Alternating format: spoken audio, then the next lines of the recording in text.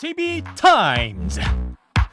더마카와 함께 시선집중의 문을 열겠습니다. 어서 오세요. 네, 안녕하세요. 더마카입니다. 저희가 유튜브로도 함께 하실 수 있는데요. 유튜브 광고 나갈 때 보면 MBC의 마스코트인 MB과 JB를 적절하게 섞은 마스코트가 하나 등장하잖아요. 종빅이라고. 네. 이름표를 저희가 달아줬거든요. 그랬더니 데이지님이 어머 종빅이 이름표 길 잃어도 찾을 수 있겠어요. 바른 길로 라고 해주셨는데 오, 예. 촌철님들을 바른 길로 인도하는 JB타임즈 시작하도록 하겠습니다. 네. 김종희님이 하동 출장 중에도 잊지 않고 본방사수합니다. 종배형님 좋은 하루 되세요 해주셨고요. 네. 라이언채님은 종배형 고향 보령에서 듣고 있어요. 오. 대천 해수욕장 생각나지요? 라고 하셨네요. 오, 그럼요. 당연히 생각나죠. 조개구이 맛있는데. 아 그런가요? 네. 겨울에 가면 더 맛있어요. 네. 네, 한번 가보세요. 네 알겠습니다. 자, A스타임 갈까요? 네, 어제 민주당이 의총을 열어서 차기 총선 불출마를 선언한 우상호 의원을 비대위원장으로 선임을 했습니다. 네. 일부 비대위원도 좀 꾸려졌는데요. 원내 인사 가운데 박홍근 원내대표와 초선 이용우 의원 그리고 재선의 박재호 의원, 3선 한정혜 의원이 들어갔고요. 원외 인사로는 김현정 평택을 지역위원장이 합류를 했습니다. 네. 청년과 여성목의 비대위원도 더 추가를 한다라고 하는데 일단 새 비대위원장이 된 우상호 의원의 목소리 잠깐 들어보시죠. 민주당이 위기라 비대위원장을 맡아달라는 우리 의원님들의 요청을 무거운 마음으로 수락했습니다. 다양한 견해들 또 그런 갈등 요소들을 조만간 빨리 수습해서 당이 한 목소리로 다음으로 나갈 수 있는 그런 기틀을 만드는 데 최우선을 다하겠습니다. 민주당의 색깔을 놓치지 않으면서 선거에 진 패인을 잘 분석해서 거듭나는 그런 모습을 만드는데 제 역할을 다하겠다. 네, 뭐 돌고 돌아 또 86이냐, 그나마 화합이 가능한 인물을 뽑았다. 뭐 지금 촌철들의 의견이 조금 갈리고 있는데 네. 비대위 구성 제이비는 어떻게 보세요? 이거저거 다 떠나서요. 이 민주당 안에서 나왔던 논리, 그 내재적 논리를 그대로 받아가지고 한번 저는 반문을 던져보고 싶은데 지방선거 패배 후에 나왔던 그 주장이 이런 거잖아요. 어떻게 대선 패배의 책임을 져야 되는 사람들이 다시 출마하느냐. 네. 그다음에 또 패배의 책임을 져야 되는 사람이 왜 당권을 잡으려고 하느냐. 이런 어떤 그 문제 제기가 하나가 있었고. 네. 두 번째 지금 비대위에서 가장 핵심적으로 해야 되는 것은 조금 전에 우상호 의원의 말에도 그대로 나와 있는데 선거 패인을 제대로 분석을 해야 된다. 이런 거였잖아요. 네. 그러면 그 논리를 그대로 받아가지고 이걸 기준 삼으면 우상호 의원은 대선 때 총괄 선대본부장을 지낸 인물이거든요. 네. 그러면 이분은 선거 패배에 책임이 없는 건가요? 그다음에 선거 패배의 원인을 제대로 분석해서 거듭나는 계기로 삼겠다고 했잖아요. 그러면 비대위의 가장 제1의 어떤 역할은 선거 패인 분석이잖아요. 네. 그런데 또 그러니까 그 두 개의 선거 가운데 하나는 본인이 실무를 총괄 지휘했던 분이잖아요. 그럼 분석이 어떻게 되는 겁니까? 저는 이것이 그러니까 우상호 의원에 대한 뭐 저희 개인적 뭐 이거가 아니라 민주당 안에서 나왔던 논리를 그대로 받아서 한번 반문을 던져보는 거예요. 그럼 이 문제는 어떻게 정리가 된 거죠? 의원총회나 이런 과정에서? 근데 그렇게 따지면 할 수 있는 사람이 없는 거 아니에요? 바로 그거예요, 제 얘기가. 그렇기 때문에 지금 그 지방선거 패배 이후에 나왔던 여러 가지 목소리 가운데 다 적용을 하면 안 걸릴 사람이 누가 있느냐는 얘기거든요.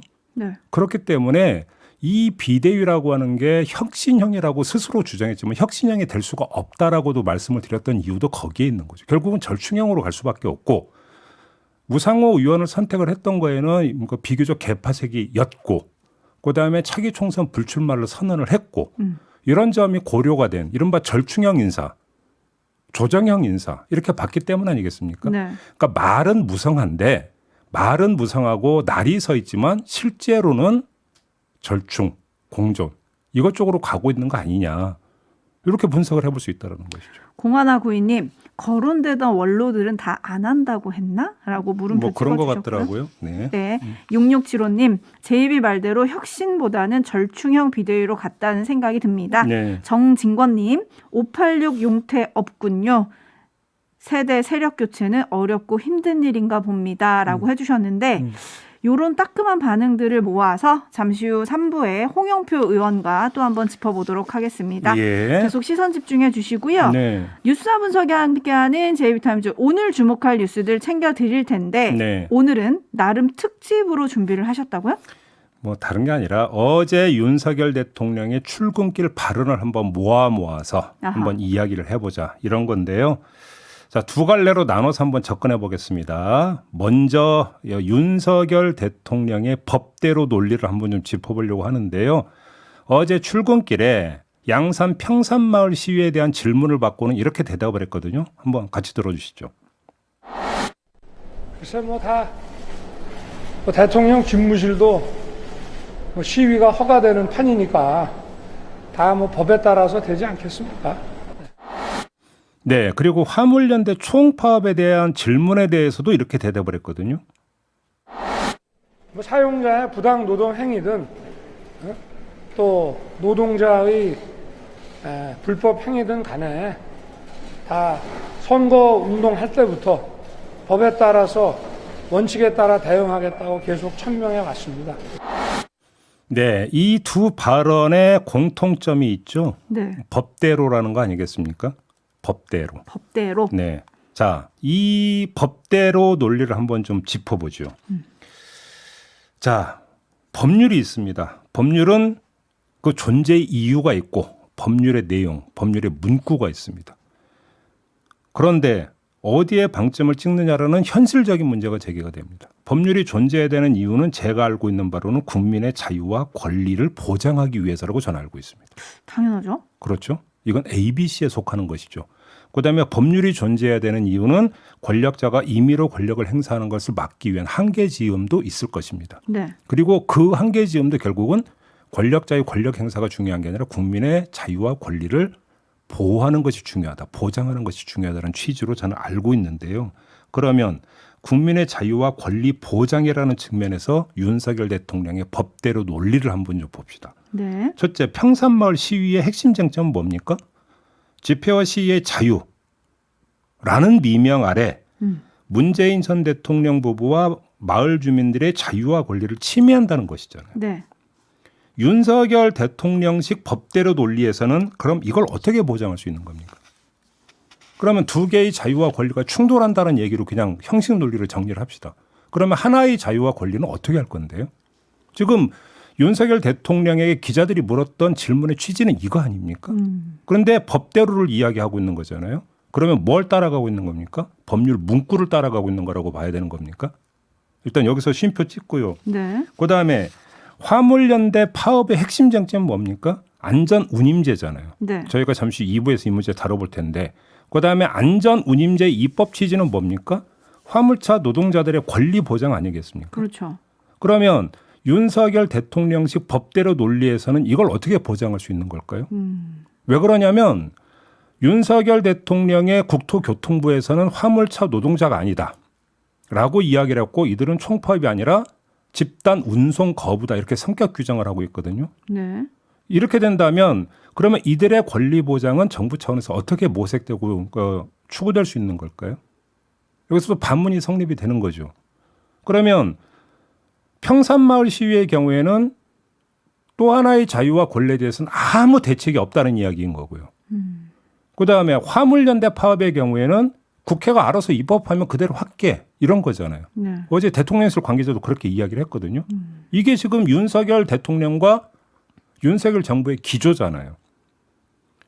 그러면 이 기조를 가치 중립적으로 말하면 뭐냐면 법률 문구 따라가는 소극 행정이고요. 대놓고 말하면 이건 방조예요. 방조. 그런 거 아닙니까? 네. 이러면 뭡니까? 결국은 형식적 법률 문구에 따라서 치안에 열심히 다하겠다. 치안 확립에 최선을 다하겠다. 아무리 좋게 해석해도 그게 전부 아닙니까? 이것이? 일단 이렇게 성격 규정을 하고요.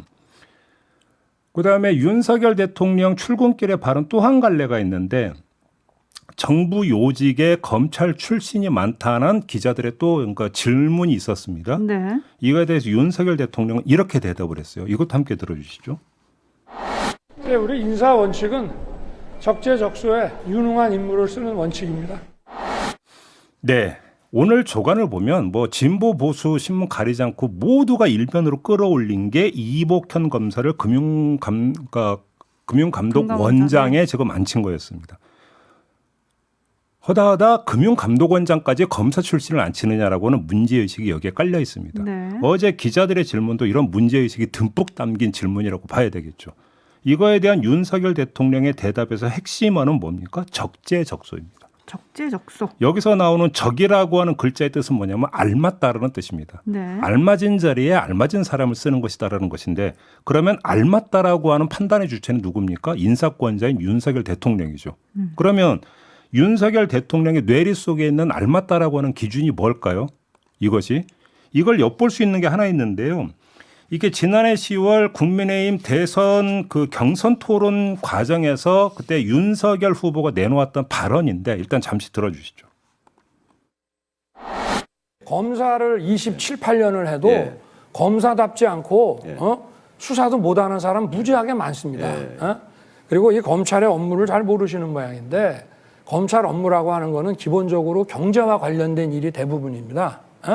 뭐 공정거래, 금융 이런 경제와 관련된 일과 노동과 관련된 일들이 대부분이기 때문에 이게 그렇게 그 경제에 대해서 모른다고 할 수는 없습니다. 다만 거시정책, 금융정책, 경쟁법 정책 이런 것들을 과연 어떤 식으로 할 거냐 하는 것은 그리고 전문가들도 많이 알 수밖에 없습니다. 저희가 일을 하다 보면.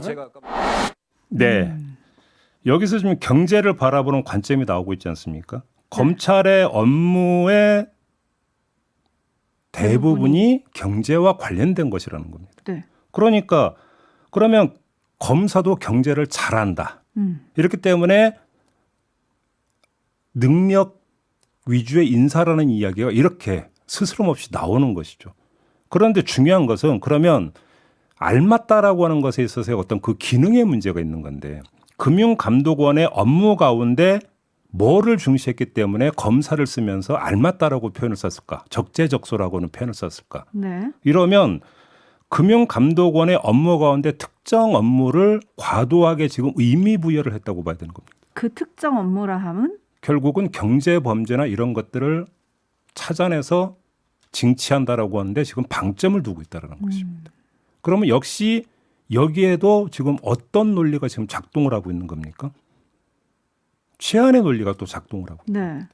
그러면 윤석열 대통령의 그 발언을 모두 종합을 하면 윤석열 대통령이 이야기하는 법대로 논리나 적재적소의 논리는 동일하게 지금 한 지점에 가서 딱 맞닿아 있는 건데요. 그게 뭐냐면 법률 문구를 따라가면서는 치안의 논리, 더 뭐하면 공안의 논리를 지금 따라가고 있다. 이렇게 놓고 본다면 윤석열 정부는 지금 공안의 방점을 찍으면서 인사도 하고 있고 현안의 대처의 기조도 그렇게 잡고 있는 것이 아니냐. 이렇게 볼 수 있는 거 아니겠어요? 네. 그런데 문제는 정부의 기능이 이것만 있느냐라는 거예요. 정부의 기능이 당연히 공공의 안녕이라고 하는 공안을 유지하는 기능, 뭐 치안을 유지하는 기능 당연히 있죠. 그런데 그것만이 아니잖아요. 그리고 그거는 사후적인 거잖아요. 사후적인 것이고 중요한 것은 사후가 아니라 사후적으로 그러니까 그 문제가 발생했을 때 사후적으로 법률 따라가면서 문구를 적용하는 게 중요한 게 아니라 그런 일이 발생하지 않도록 내지 좋은 일이 발생할 수 있도록 유도하고 조정하는 작업이 더 중요한 거잖아요. 이거는 지금 상대적으로 방점을 안 찍고 있는 거 아니겠습니까? 이게 문제잖아요, 지금. 네. 그래서 지난 월요일에 하태경 국민의힘 의원도 시선집중에 나와가지고 너무 인사 편중이 되면 판단도 좀 한쪽으로 치우칠 수 있다. 다양한 사람들, 다양한 출신을 중용할 필요가 있다라고 얘기를 했고 당이 이런 우려를 전달할 거다라고 했는데 바로 그 후에 나온 인사 역시도 검찰 중심. 자, 이걸 지금 어떻게 봐야 될지 촌철님들도 좀 다양한 의견을 보내주고 계신데요.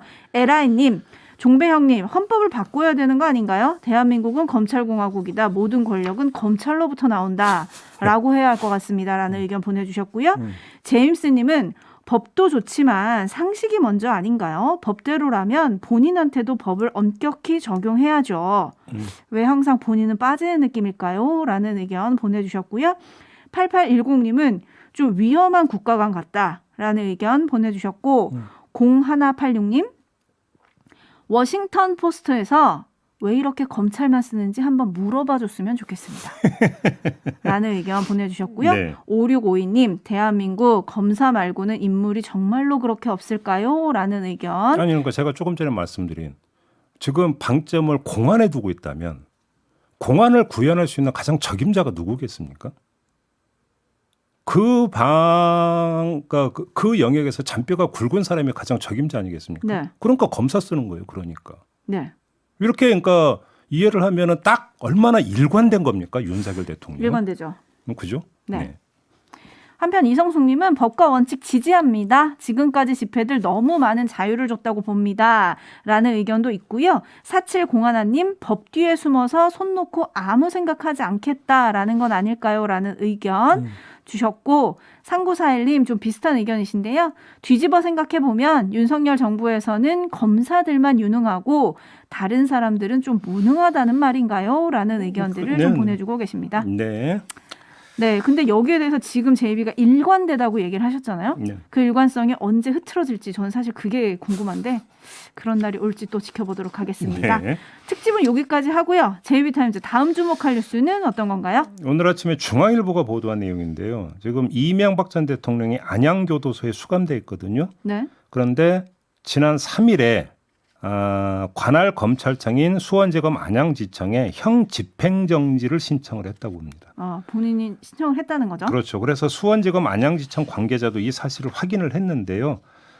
신청이 들어왔고 현재 검토 중이다. 검토 후에 수원지검에 구성된 형 집행정지 심의위원회의 심의를 거쳐서 수원지검장이 허가 여부를 결정할 것이다.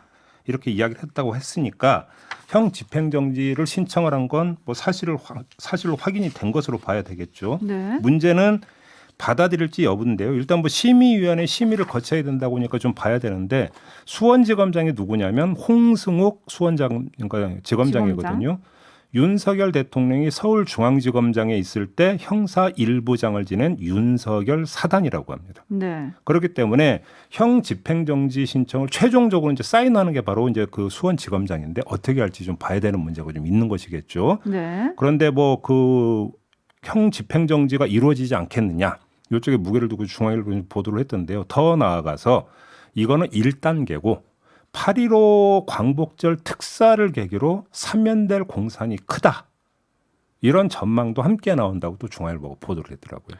네, 0795님 이거야말로 법대로 합시다라고 해주셨고 노경희님 법대로 하겠지요라고 해주셨는데 네. 참고로 제가 살짝 전해드리면 현재 이명박 전 대통령은 형기의 15%도 채우지 못했지만 올해 나이가 81세입니다. 그래서 고령인 점이 조금 형집행정지의 고려 대상이 된다. 이런 보도가 지금 나오고 있고요. 형집행정지를 결정할 수 있는 근거가 뭐 건강 이유가 하나가 있고 네. 그다음에 연령과 관련해서 70세 이상인 경우에는 대상이 될 수는 있다고 그래요. 네. 근데 이게 가석방처럼 형집행을 몇 % 했을 때 뭐 이런 기준은 없는 거죠? 그런 건 없는 거죠. 네. 예. 0839님 사면을 위한 밑자락을 까는 것 같습니다. 라는 의견 보내주셨는데요. 예. 법대로를 계속 얘기하셨잖아요. 법과 원칙을. 그렇기 때문에 이걸 어떻게 판단할지 이것도 조금 주목을 해봐야 될 것 같습니다. 이것도 법대로 논리가 제가 그래서 아까 말씀드린 두 가지 양면이 있는 거잖아요. 법대로 하면 형 집행정지 받아들일 수도 있죠. 왜? 나이도 많고 네. 건강도 안 좋다고 하니까 법대로 형 집행정지 신청 받아주는데 뭐가 문제냐. 그것도 법대로 논리 아니겠습니까? 네. 그러니까 법률 문구가 중요하지 않다고 저는 지금 계속 말씀을 드리는 게 그거예요. 네. 그렇지 않습니까? 그리고 또 사면은 또 다른 문제죠. 그렇죠. 형집행 정지는 그 형이 남아 있는 거잖아요. 그죠? 그러니까 이제 그 비교 대상이 그러니까 그 요 뉴스가 나오고 더마카가 찾았는데 박근혜 전 대통령이 수영 생활할 때도 형 집행정지 이야기가 나왔거든요. 네. 신청도 있었고. 네. 근데 안 받아들여졌잖아요. 그때는. 그렇죠. 2번인가 신청을 했었는데 당시에는 받아들여지지 않았었습니다. 그리고 그때 이제 그 박근혜 전 대통령이 이제 병원에 입원하는 일이 있었는데도 그랬다라는 것이죠. 네. 자, 그러면 그때 만약에 이번에 받아들인다라면 도대체 그러면 어떤 법률 문구는 그대로잖아요. 네. 그러면 문구가 그대로인데도 판단의 준거가 다르니까 다른 결정이 내려진다는 거잖아요. 그러니까 문구가 전부가 아니다라는 이야기가 될 텐데 그러면 만약에 받아들여 준다면 그 받아들여주는 이유가 뭔지가 더 중요한 거 아니겠습니까? 그렇죠. 이건 법대로 영역 이상의 것이죠. 아님 말고님이 결국 법은 내 맘대로?